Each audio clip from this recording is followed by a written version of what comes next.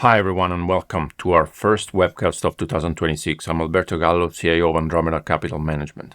Today we're going to talk about how credit markets will cope with two opposing forces. The positive force of fiscal and monetary stimulus, where governments globally are racing to develop AI infrastructure and gather materials. And the negative force of disruption and the potential for cracks in the credit markets, which are already apparent in some areas. The result is that we want to belong hard assets. We want to belong companies that have tangible assets, that have access to commodities, and we want to belong instruments that have positive convexity like convertible debt. On the other hand, we want to be short soft assets, companies that have only intangibles. We want to be short tight bonds from companies that are very levered. And we want to be short areas of the credit market which are really levered and instruments that are opaque and illiquid that expose investors to negative convexity. What is the problem that we are dealing with here? Well, there is a long-standing issue of lack of growth and unequal distribution of gains in the West.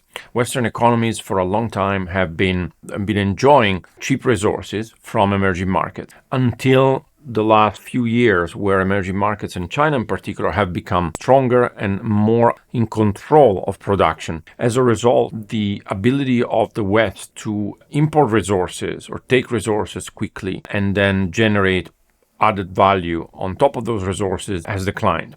It's a long-standing problem, really, but the final point that we have to deal with now is that the Western system has become really polarized, as similar to other episodes in history, as Athens, for example, in the 500 years BC, or other episodes of empires that were in crisis. The problem historically has been solved with a number of instruments like redistribution, taxes, or sometimes wars or revolution. And this is why we're particularly worried now, because we have the confluence of extremely high inequality as a starting point, low productivity in the West, and a conflict with the East, which has gained resources and productivity. And at the same time, a new technology which can disrupt the way we do business and the sustainability of a lot of companies in the equity and the credit space. Plutarch said all the common people were weighted down with debts they owed to a few rich men. This was Athens before the Solon reforms, 500 years BC. And the solution was the start of Athenian democracy and the start of the modern way of government, which, however, has changed over the past centuries and has again become really polarized. So the issue is long-standing. The result is we have a K-shaped economy, and against that, governments in the West are only implementing unicorn policies, essentially policies that kick the can down the road. And the result is that we have a high chance of both positive and negative tails. Fat tails in the distribution, we believe, are on fire, and we will see a more extreme opportunity set in 2026 and in the years ahead, which is a great opportunity set for us, not so great for investors that are selling volatility or looking just for carry. What to do next? Well, let's look first at where the problem has originated. There's a lot of debt in the West. There's a lot of debt because debt-based democracies, as Rajan, former RBI governor, used to say, have been gorging on let them eat credit policies. It's easier to lend money to consumers than to give them education and a way to improve their wages and productivity over time. It's easier to create a consumer loan or a program or to spend government debt so that consumers will vote for you at the next elections. And the result is that there is an accumulation of sovereign debt across Western countries. But that's not really the problem. It's just a symptom. The underlying problem is that there is a lack of productivity. With accumulation of debt at this pace, we will run into a situation where, US interest spending will be almost double-digit percentage of GDP in a few years. But the productivity issue is the underlying one. And over the past decades, productivity has not increased in the West. On the other hand, China has been gaining manufacturing capacity, has been gaining productivity. And China now accounts for 30% of productivity. But if we include indirect countries that China is very close to, that goes up to 35-40%. So it is a very K-shaped economy. what we have in the West, with low productivity, high debt, and an increasing amount of concentration in gains, earnings from large companies, and at the same time, an increasing amount of wealth concentration across a few individuals. The top 12 individuals in the world own more than the bottom 5 billion people in the world. The productivity and the household income of the top 5% has been growing. The largest companies have been growing. The bottom 20, 40, 50% has not been growing. So this is essentially what we could say a failure of the system to generate wealth for the majority of people. Inequality today is just a symptom of corporate inequality, but household inequality is as high as it was in the 1920s. Corporate profits have been growing as percentage of GDP, but wages have not. So what this means essentially is the American dream, the idea that if you worked hard, if you went to university and then found a good job, you would reap some rewards. That dream is broken. In other words, in the 40s and 50s, an 18-year-old man or woman had 80% chance of being richer than his or her parents. And today that's a coin flip, it's 50%. Why is this all important? Because when social unrest goes up, when economies are K-shaped, then there's a much higher chance of fiscal and policy fat tails. We are also in a K-shaped financial market. So these extremes can result into volatility, can result into disruption. So far, however, financial markets have been relatively stable. But we have K-shaped economics, K-shaped financial markets, and K-shaped society. That's the domestic picture. What complicates the outlook more is that there's also a geopolitical tension that is rising, because between the West and the East, there is essentially now an open commercial war, a race for resources, where in the past, America was the hegemon, was the policeman of the world. Today, this role is being challenged, and America's allies are also under pressure. There is a famous quote attributed to Henry Kissinger that says, "It may be dangerous to be America's enemy, but to be America's friend is fatal." Europe is learning this lesson. Europe is in between the American bloc, which is coming back to the Monroe Doctrine of gaining access and strengthening access to resources in the North and South Americas. And on the other hand, you have China, which is also relying on a number of allies and has gathered resources for a number of years. Europe, so far, finds itself unprepared. A lot of resources are in the hands of China and Russia. Some resources are in the hands of the United States and its allies, including Australia, for example. But the US is not completely able to compete with China's amount of strategic resources. If we think about how much will be needed for military spending, strategic resources are not just rare earths, but also copper, lithium, nickel, and a number of other minerals that are needed in the production of industrial goods and tech goods. So in this environment of K-shaped economics, K-shaped financial markets, K-shaped social dynamics, but also K-shaped geopolitics, what are Western governments doing to solve the problem or to maintain dominance? Well, a lot of the policies that the West is thinking about are very similar to the ones that we had in the past. There are new problems that neither the Fed nor the Treasury know how to deal with. If the AI disruption, if the new technology from AI threatens to potentially disrupt a number of firms that provide services, then the Fed does not know how to deal with this. There's a number of ways that typically governments can deal with, high unemployment or excess debt and a slow amount of productivity and growth. And there's essentially a traffic light system of options. But one of the things that the West is not doing is austerity. Milton Friedman used to say, nothing's more permanent than a temporary government program. Now, typically, the green light of the traffic light is the best option, which is to grow out of too much debt. When your debt to GDP is getting close to 100% and your interest payments are getting close to a large chunk of annual spending, then as a government, you want to try to generate growth. new investment, attract capital, new technologies, boost research and development. And this takes a long time. And we don't know whether AI will be enough to get this done. Clearly, this is one of the hopes that Western governments have right now. But in the meantime, there's less clear options. There's more difficult options. And that's the yellow light, the amber light of the traffic light system. Well, one way of solving the problem is making other people's pay, making other countries pay. This is what the Trump administration is trying to do with tariffs, but raising a few hundreds of billions against a deficit which is in the high single digits is not enough to resolve the problem in the United States.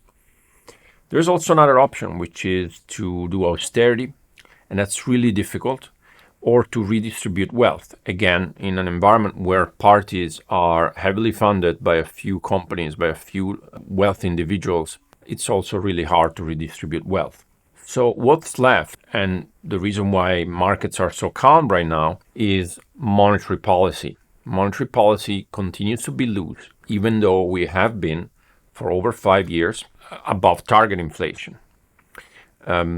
We have a central bank that deemed inflation transitory after COVID and the fiscal shock that followed, and inflation has not been transitory at all. There are clearly deflationary forces. And if we look at the way inflation is defined, including the hedonic adjustments that the BLS calculates, then it is possible that AI and technological improvement will be a deflationary force. However, on the other hand, we have the large amount of resources, the increasing amount of commodity prices and commodity demand, which suggests that there will be bottlenecks. And the deglobalizing of commodity markets and labor markets also suggests there will be more bottlenecks ahead. So reduced migration, deglobalization of commodity markets, hoarding of strategic resources probably are enough to counter the later improvements from AI on productivity.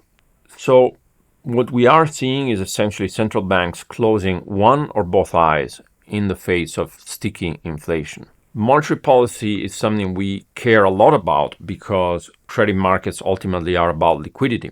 In a world where central banks continue to ease, well, you don't really have a credit crunch. You prevent that, but you have other issues. You keep real rates at low levels.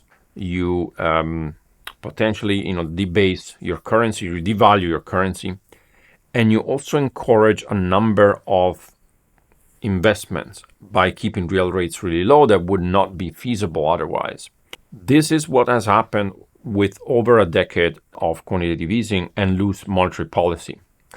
Initially, lowering interest rates is positive and it creates a stimulus, but over time, it does create collateral effects, such as low productivity, for example, because capital goes into less productive assets, asset bubbles, and also a rise in corporate inequality. In turn, these things make QE and loose monetary policy almost more needed. And that's the trap of QE infinity, which we discussed for a number of years and continues to be real. Now, Kevin Warsh, the upcoming Fed chair, has pledged that he would reduce the Fed balance sheet. My opinion is that he has overpromised, and it would be really hard for him to deliver.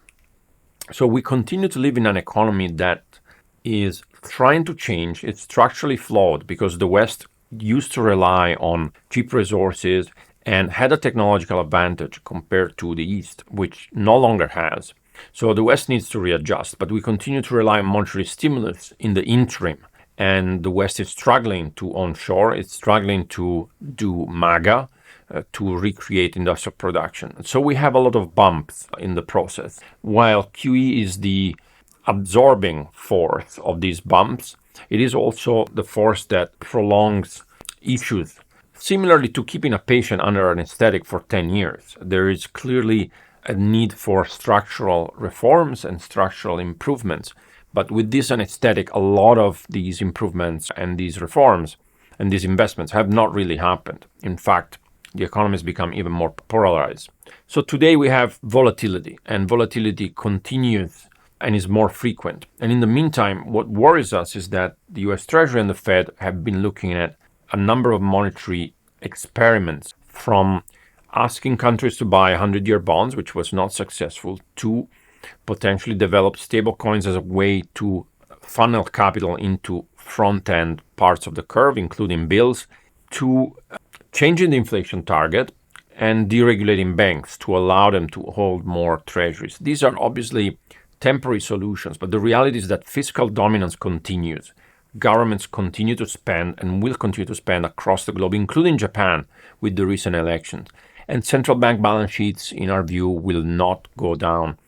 What this means is that over time, the dollar will continue to lose ground as a currency across global central bank reserves, and that gold and hard assets will continue to rise. But it also means that at some point, something might break, because it is very easy if you have, the global reserve currency, the dollar dominance or the dollar privilege, to keep real rates low. But if you keep doing it for a long time, then many governments across the world start looking for an alternative. Many central banks like Poland, Brazil, or China start looking for gold, and they've been some of the biggest buyers. And eventually something can go wrong, whether it's the long end of the curve that goes down, or whether it's a strong FX move. There is a possibility of real asset appreciation against the dollar that accelerates, as there is a possibility of some cracks in the credit market that will open wider. So far, credit markets in the US have benefited from plenty of available capital that has gone into US companies. We are at a 30-year low in US investment grade and high yield spreads, and we are at a 15-year high in long investor positioning. Now, should this capital become scarcer, then some of the companies that have relied on inflows might find it much harder to refinance. So these are the fat tails on fire. On the right hand, we have the potential for asset appreciation, for growth, for a race to resources, which will reward certain sectors like industrials or defense or infrastructure. But on the other hand, we have areas of the credit market which are over-levered and that will potentially crack under pressure if there is a cut in capex, for example. Now, let's talk first about the right tail. The Federal Reserve has talked about transitory inflation for a long time. And again, Milton Friedman criticized the Fed pretty openly. Inflation is not transitory. And in a regime where governments and nation states are worried about their survival, very often currencies are used as a way to survive. We're talking about populism here. We're talking about populist policies. And populism is something that, using the Dornbush and Edwards framework, comes with three characteristics. It's a government that wants to propose a dream to the electorate, for example, MAGA, or building the wall and making someone else pay, or making the UK coming back to Great Britain of the Industrial Revolution, for example. So that's the dream. Then there's an enemy. It could be Europe, it could be Mexico, it could be immigrants. But more importantly, there are policies that are pursued in the objective of protracting, of extending this dream. And these policies are unsustainable. The stronger you are as a country, the longer you can pursue these policies. The results, interestingly, from a populist government and the populist policies that follow initially are positive. So there is initially, a large deficit, a lot of spending, and initially there is a benefit.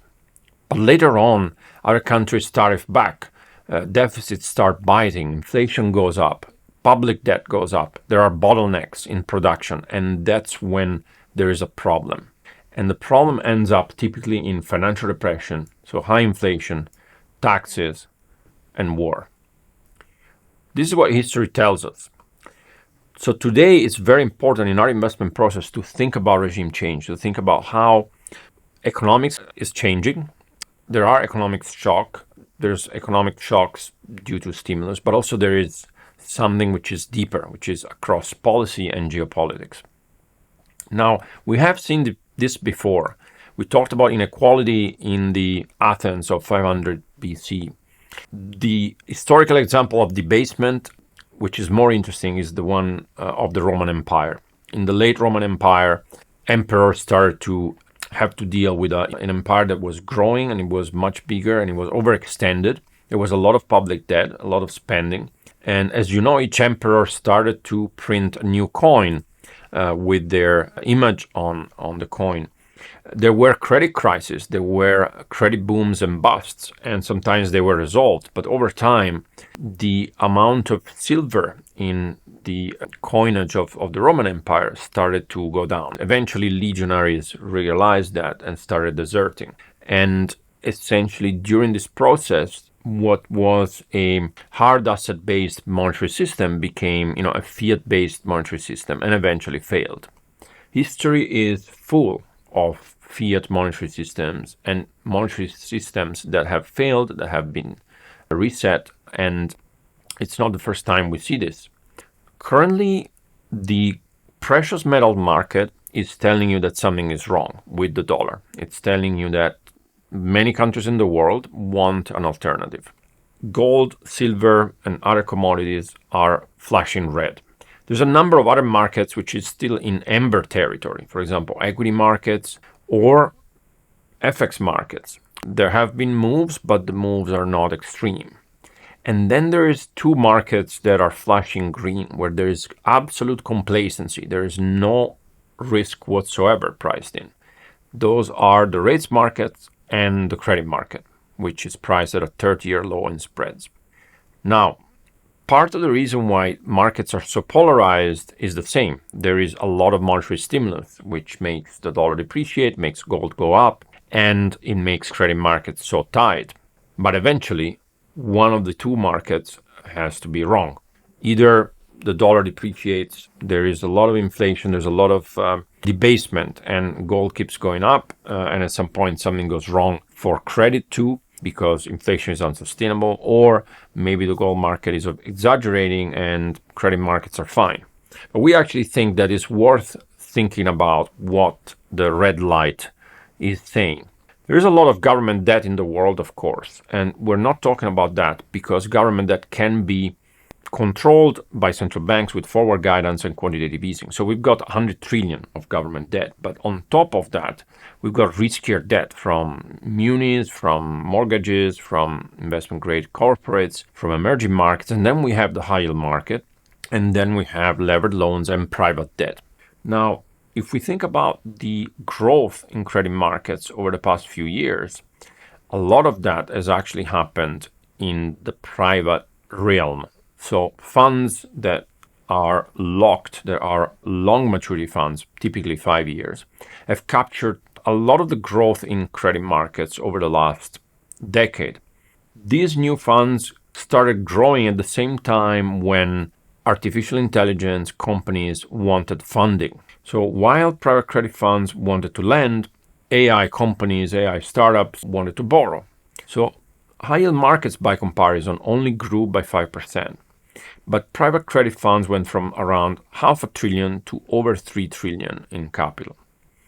As a result of this timing, the portfolio of lending from private credit funds has become really concentrated. 41% of private credit, and that's especially a US characteristic, goes into tech. 41% of the portfolio of private credit funds is loans to information technology companies, which includes software and hardware. But it is a huge concentration. So we've been mapping this universe because we were worried about the red light from precious metals. We were worried about what central banks have been doing, but we were especially worried about misallocation of capital and credit markets over a prolonged period of low rates. And we saw that many companies that we were tracking, which had not great governance, opaque governance, concentrated ownership, high leverage, were switching from public markets to private markets.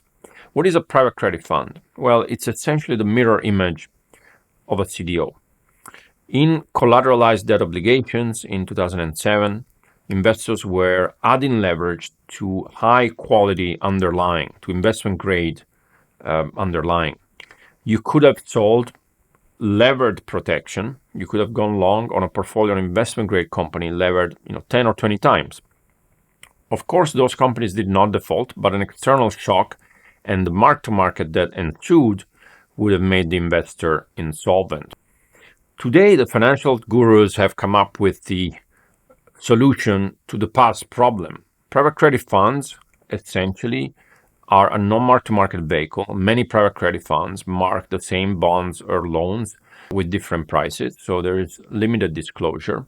Loans are not securities, so they're unregulated, unlike bonds which are regulated. So regulators have less access for now, but they are looking. And essentially, going away from securities into bilateral loans allows these companies to just, get on with their job, and that's the good case scenario. But the problem is that a lot of the underlying loans are not high quality; they're high yield.